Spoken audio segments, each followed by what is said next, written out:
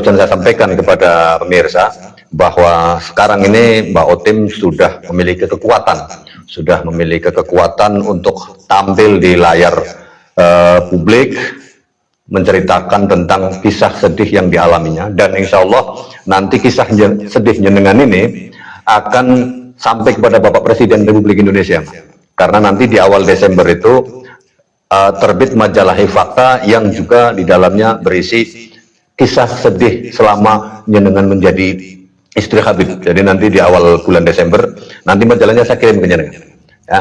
Jadi berbesar hatilah karena setelah video jenengan kemarin tayang di channel TV Al Wahab, ternyata respon dari pemirsa cukup baik, memberikan dukungan kepada jenengan gitu ya. Nah, selama jenengan menjadi istri Habib Taufik Bahbud ini, jenengan melihat kan cukup lama ya, sekitar 8 tahun sampai memiliki 2 anak. 8 tahunan ya? 8 tahun. Nah, itu kebiasaan dia apa saja itu? Gimana cara dia sholat itu? Tidak pernah sholat. Tidak pernah sholat? Sama sekali? Sama sekali. Bahkan waktu saya minta tolong ke dia untuk ngajakin anaknya sebentar gitu, saya mau sholat gitu, mau wudhu, dia nggak mau, malah dia kayak menghati kayak gitu, nyata nggak bakal diterima sholatnya kamu karena saya nggak pernah perintah kamu sholat gitu. Tapi dia sendiri nggak sholat itu? Dia sendiri nggak sholat? Iya. Dia nggak sholat, pernah menceritakan alasannya apa, Mbak? Malas aja mungkin, nggak tahu. Terus gini, saya pernah tanya ke Muhyiddin juga nih, itu yang nggak sholat Jumat gitu, waktu itu kan hari Jumat atau sholat. Iya Mbak, kalau habis sholatnya tuh di Mekah loh, ruhnya tuh nangis ke sana gitu, ruhnya tuh ke Mekah, kayak gitu. Yang bilang siapa itu, Habibnya? Muhyiddin. Oh, Iya. Iya. Berarti saya kan maksudnya, iya kayak gitu. Iya, karena sholat Jumat itu artinya sholat coba ruhnya yang ke Mekah, sholat Jumatnya di sana. Wow. Ini doktrin yang menyesatkan memang sudah begitu banyak beredar di kalangan para muhibbin Habib, bahwa mereka itu tidak sholat Jumatan di sini tapi Jumatannya di Mekah ya, padahal rentang waktunya aja. Makanya ini suatu yang harus pakai logika, Mbak. Ketika kita di sini sedang sholat Jumat, di Mekah itu masih pagi. Jadi nggak mungkin itu, nggak bisa diterima dengan logika. Masa di sini lagi sholat Jumat, dia pergi sholat Jumat ke Mekah? Di Mekah belum ada sholat Jumat itu. Pada saat di sini lagi sholat Jumat, Pak.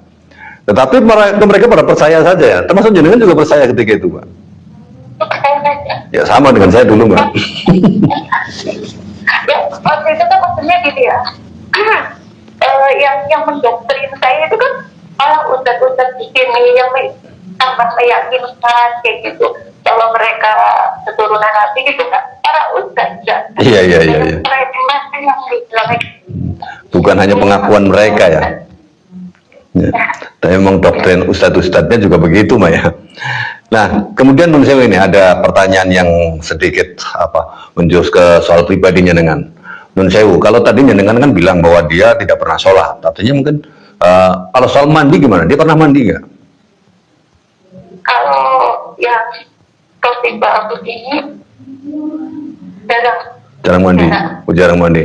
Kalau habis berhubung, Nun Sewu, ada pertanyaan yang lebih spesifik lagi. Kalau habis berhubungan dengan jenengan mandi nggak? Mandi nggak pernah mandi jinabat itu? Nggak pernah. Nggak tahu caranya. Nggak tahu caranya dia membersihkan hadas besar gitu. Terus pernah jenengan menghubungi saya bahwa dengan menggunakan WA itu dalam satu hari sampai beberapa kali, itu bener nggak itu ceritanya? Itu yang hadis yang kedua. Oh. Itu dengan hadis iya. Yang dengan Habib Muhammad Al-Haddad itu? Iya. Habib Muhammad bin Salim Al-Haddad. Habib Muhammad bin Salim Al-Haddad. Ya. Itu tiap hari seperti itu? Ya, dari kadang 2-3 kali. Luar biasa.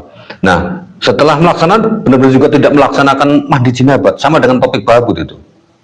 Kalau yang habis kedua ini lebih parah. Hampir dari awal kita nggak pernah melihat dia mandi.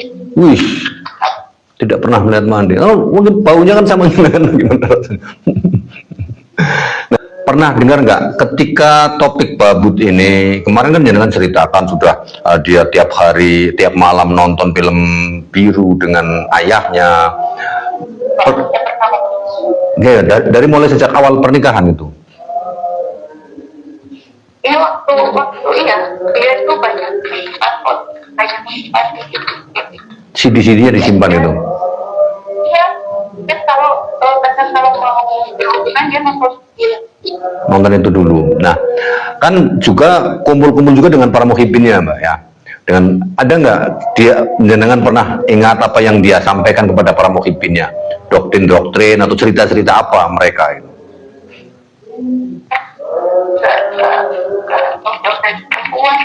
Oh, ceritanya kumpul-kumpul itu perempuan dulu ceritanya gitu.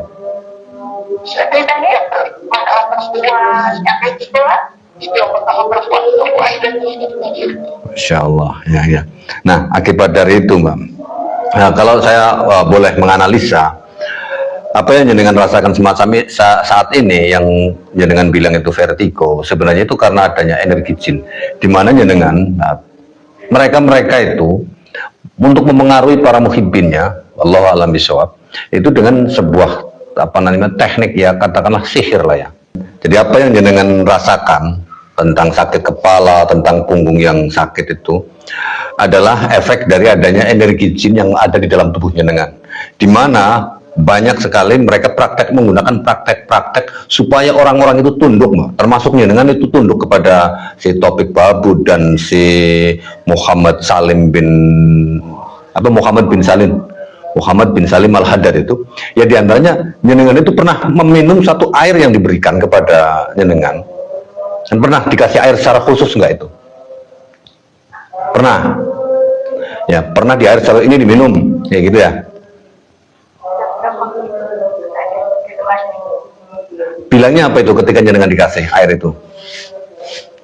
Ya, air doa gitu. Ya. Ya, sesungguhnya air itu yang disuruh diminum secara khusus untuk jenengan itu adalah air penakluk, Mbak, supaya jenengan takluk kepada dia, kepada si Topik Babut dan si Muhammad bin Salim Al-Haddad itu, supaya apa saja yang dia katakan itu jenengan nurut. Makanya jenengan tidak berani melawan. Ya, doanya takut ya, takut dan ya nurut saja apa yang mereka katakan itu. Sesungguhnya air itu telah diisi oleh sebuah energi jin yang membuat jenengan bertepuk lutut.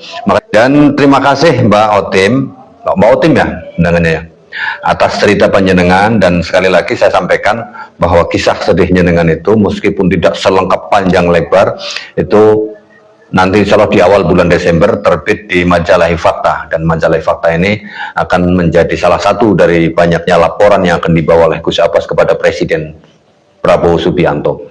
Jadi nanti dengan fotonya ada di majalah itu. Mohon maaf, mohon izin ya.